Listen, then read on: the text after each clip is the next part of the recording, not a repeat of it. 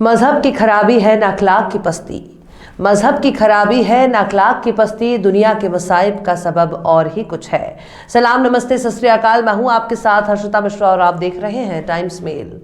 तो आखिरकार इस बात का खुलासा हो ही गया कि चाहे कोई धोती पहने या पैंट, सबके कच्छे की सिलाई नागपुर की फैक्ट्री में होती है। आखिरकार गांधी को एक बार फिर से मार दिया गया और एक बार फिर से ये तय हो गया कि गांधी का कत्ल इस बार भी उसी पार्टी की हुकूमत में किया गया जिस पार्टी की हुकूमत आज़ादी के बाद कायम हुई थी। नाथूराम गोडसे ने साल 1948 में महात्मा गांधी का कत्ल कर दिया था। गांधी के कत्ल की साजिश तो कई बार की गई थी, लेकिन गोडसे को असल कामयाबी 30 जनवरी 1948 में मिली, जब नाथूराम गोडसे ने बापू के सीने में एक के बाद एक कई गोलियां उतार दी। उस वक्त हिंदुत्व के पुरोधाओं में खुशी की लहर दौड़ गई और उन लोगों ने खूब मिठाइयां बांटी। लेकिन अब नेहरू गांधी की खानदानी विरासत मानी जाने वाली कांग्रेस की सरकार में सरेआम राष्ट्रपिता महात्मा गांधी को मौत के घाट उतार दिया गया और मुंह ताकते रह गए राहुल सोनिया के सिपह सालार। गांधी को एक ऐसे मंच से गालियां से नवाजा गया जिसमें खुद कांग्रेसी राज्य के मुख्यमंत्री भूपेश बघेल भी शामिल थे। दरअसल छत्तीसगढ़ की राजधानी रायपुर में हरिद्वार के तर्ज पर ही एक धर्म संसद लगाया। इस धर्म संसद में देश भर के धर्मावलंबी और महामंडलेश्वर शामिल हुए, लेकिन हराम के दाने खा खाकर तोंद फुलाने वालों ने खुद ही महात्मा गांधी का जिक्र करते हुए उनको हरामी कह दिया। टाइम्स मेल को इस बात से कोई गुरेज नहीं, जिस शब्द को सुनकर एक सूबे की सरकार हैरान नहीं तो फिर उस शब्द को सुनकर किसी और को भी कोई हैरानी नहीं होगी। कांग्रेस के सूबे में धर्म का चोला ओढ़कर महात्मा गांधी को जमकर गालियां दी जाती हैं, लेकिन इसी धर्म संसद में साधुओं का एक ग्रुप ऐसा भी था जिसमें इतनी गैरत बची थी कि भूपेश बघेल की छत्र छाया में हो रहे इस कार्यक्रम का बहिष्कार कर सके। कांग्रेस के चश्मो चराग एक तरफ हिंदू और हिंदुत्ववादी का मतलब समझा रहे हैं, तो वहीं दूसरी तरफ उन्हीं की पार्टी की सरकार में हिंदुत्व के नाम पर बापू का भरी सभा में कत्ल कर दिया। सबसे हैरानी की बात यह है कि कानून के मुहाफिजों ने गांधी के कातिलों पर यूएपीए जैसी धारा लगाने से बहुत परहेज किया है। आखिर कैसे कांग्रेस की सरकार में संख्यों का हो रहा महिमा मंडन और कैसे गांधी के हत्यारे गोडसे को हीरो बनाने पर तुली है कांग्रेस की सरकार, बताएंगे आपको और भी बहुत कुछ। लेकिन आप अगर हमारे चैनल पर नए हैं और पहली बार हमारी वीडियो को देख रहे हैं तो आप हमारे चैनल टाइम्स मेल को सब्सक्राइब कर लें, वीडियो को लाइक कर दें और बेल आइकन का नोटिफिकेशन बटन भी प्रेस कर दें ताकि बिना देरी हमारी हर खबर आपको मिलती रहे। लौटते हैं अब खबर की तरफ। कहा जाता है कि गांधी का जब कत्ल हुआ उस वक्त गोडसे ने दाढ़ी और टोपी लगाई हुई थी ताकि गांधी के कत्ल का इल्जाम मुस्लिम समुदाय पर आ जाए। यह भी कहा जाता है कि गांधी का कत्ल करने के वक्त गोडसे बकायदा एक जेंटलमैन बनकर आया था और मौका देखते ही बापू के सीने में गोलियां उतार दी। गांधी के हत्यारे नाथूराम गोडसे ने भागने की भी कोशिश की, लेकिन भीड़ ने उसे घेर लिया। बाद में गांधी के कातिल को फांसी की सजा हो गई, लेकिन गांधी मारे नहीं गए बल्कि नफरत के पुजारियों से लड़ते लड़ते शहीद हो गए। इसलिए गांधी मरकर भी पूरी दुनिया में जिंदा हो गए और गोडसे को पूजने वाले पूरी दुनिया में बार बार और हर बार सिर झुकाए नजर आते हैं। लेकिन जब से हमारे देश में परम प्रतापी प्रधानमंत्री का अवतार हुआ है तब से पूरे देश की आबो हवा खराब हो गई। अब गोडसे को मारने वालों का मंदिर भी बनाया जाने लगा और गोडसे के चेले चमचे सीना तान कर चलने लगे।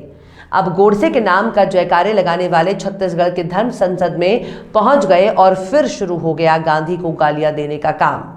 रायपुर के 2 दिन तक चलने वाले इस धर्म संसद में राष्ट्रपिता महात्मा गांधी को अपशब्द कहे और नाथूराम गोडसे की तारीफ की गई।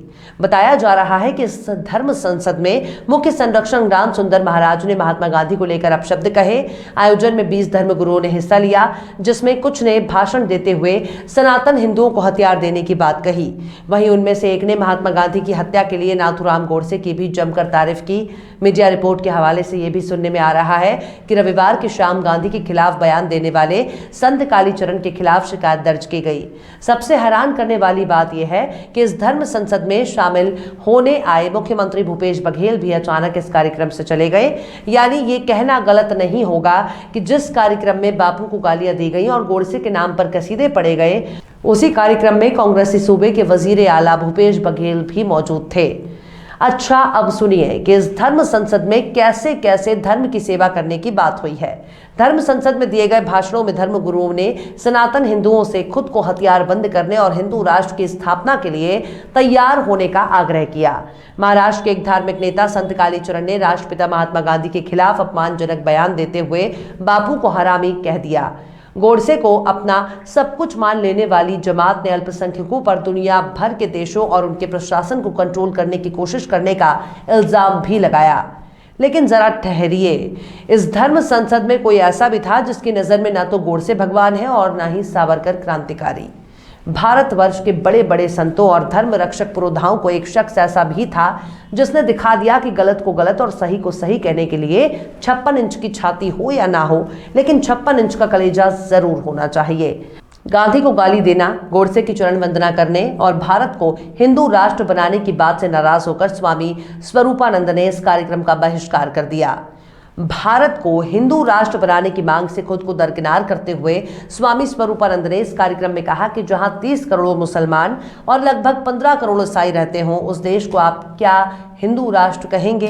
कालीचरण महाराज के आपत्तिजनक बयान के बाद इस धर्म संसद के संयोजक दूधधारी मठ के प्रमुख महंत राम सुंदर दास ने इसका कड़ा विरोध किया और उन्होंने खुद को इस धर्म संसद से अलग कर लिया और कहा कि इसका मकसद फलदायी नहीं रहा। उन्होंने कहा कि मैं इस कार्यक्रम से ताल्लुक नहीं रखता। भड़के हुए लहजे में राम सुंदर दास ने साफ तौर पर कहा कि मंच से महात्मा गांधी को गाली दी गई है, हम इसका विरोध करते हैं। ये सनातन धर्म नहीं और ना ही धर्म संसद के मंच पर इस तरह की बात होनी चाहिए। इतना कहकर महंत राम सुंदर दास मंच से उतर गए और तमतमाए हुए अंदाज में वापस दूधाधारी मठ लौट गए। वहीं दूसरी तरफ रविवार की देर रात कालीचरण के खिलाफ आईपीसी की विभिन्न धाराओं में केस भी दर्ज कर लिया गया। 505 और 294 के तहत प्राथमिकी दर्ज की गई थी। अब सुनिए कार्यक्रम में कालीचरण नाम के गोडसे प्रेमी गैंग के चेले ने क्या कहा था। रायपुर के रावण भाटा मैदान में आयोजित धर्म सभा में कालीचरण ने कहा कि इस्लाम का मकसद राजनीति के जरिए राष्ट्र पर कब्जा करना है। सन 1947 में हमने अपनी आंखों से देखा कि कैसे पाकिस्तान और बांग्लादेश बनाए गए। संत कालीचरण के बयान सुनकर कई कांग्रेसियों के भीतर का हिंदुत्व भी जाग गया। कालीचरण के बयान पर कांग्रेसियों ने खूब तालियां बजानी शुरू की, लेकिन राज्य कांग्रेस अध्यक्ष मोहन मरकाम इस घटना के बाद धर्म संसद से हाथ जोड़ लिए। इसके बाद सिविल लाइन थाने में एफआईआर दर्ज करवाने पहुंचे और फिर सभापति प्रमोद दुबे की शिकायत पर टीकरापारा थाने में केस दर्ज करवा दिया गया। धर्म संसद में राजनीतिक बातों से राज्य की राजनीति में उबाल आ गया है। सबसे दिलचस्प बात यह है कि एनजीओ नीलकंठ सेवा समिति और दूधधारी मठ द्वारा आयोजित इस कार्यक्रम में कांग्रेस नेता प्रमोद दुबे और भाजपा नेता ब्रजमोहन अग्रवाल और विष्णुदेव साई भी शामिल हुए। इसी कार्यक्रम में स्वामी प्रबोधानंद गिरी भी शामिल थे, जिन्होंने हरिद्वार की धर्म संसद में नफरत फैलाने का काम किया था।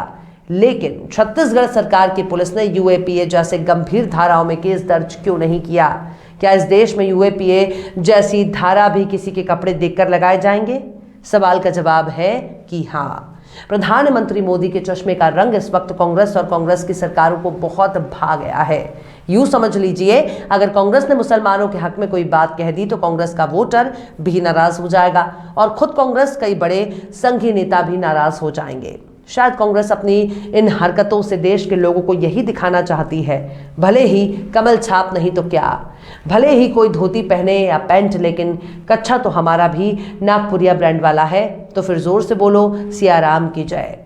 बहरहाल चलते चलते आखिर में अकबर इलाहाबादी ने भी क्या खूब फरमाया है, कौम के गम में डिनर खाते हैं हुक्काम के साथ।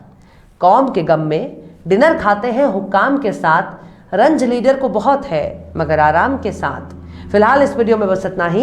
ये वीडियो आपको कैसा लगा कमेंट बॉक्स में आप जरूर बताइए। वीडियो पसंद आए तो लाइक करें। हमारे वीडियो लिंक को फेसबुक, ट्विटर, व्हाट्सएप पर अपने रिश्तेदार यार दोस्तों को भी शेयर करें और बेबाक निष्पक्ष स्वतंत्र पत्रकारिता को सपोर्ट करने के लिए आप हमारे यूट्यूब चैनल टाइम्स मेल को जरूर सब्सक्राइब करें और हाँ, बेल आइकन की घंटी वाली बटन आप जरूर दबा दें ताकि आपको हमारे आने वाले नए वीडियो की नोटिफिकेशन फौरन ही मिल जाए। फिर मिलते हैं किसी और वीडियो में एक नई खबर के साथ। हर्षिता मिश्रा को दीजिए इजाजत। जय हिंद।